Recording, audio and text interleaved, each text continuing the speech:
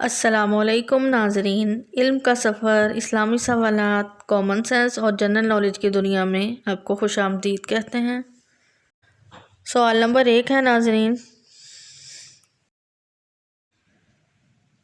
वो कौन सी ऐसी चीज़ है जिसमें एक जगह पर मौत और एक जगह पर ज़िंदगी होती है?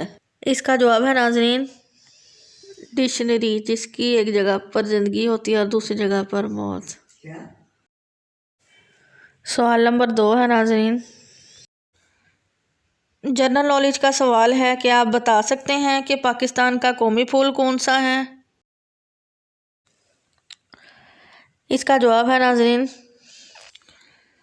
चंबेली का फूल। वीडियो पसंद आई है तो वीडियो को लाइक करें। सवाल नंबर 3 है नाज़रीन, क्या आप बता सकते हैं कि अमेरिका का कौमी फूल कौन सा है, यानी नेशनल फ्लावर ऑफ अमेरिका? जवाब है नाज़रीन गुलाब का फूल, रोज़। वीडियो पसंद आई है तो चैनल को सब्सक्राइब करें। सवाल नंबर 4, क्या आप बता सकते हैं कि इंडिया का कौमी फूल कौन सा है, नेशनल फ्लावर ऑफ इंडिया? जवाब है नाज़रीन लोटस, ये इंडिया का कौमी फूल है। सवाल नंबर 5 है नाज़रीन,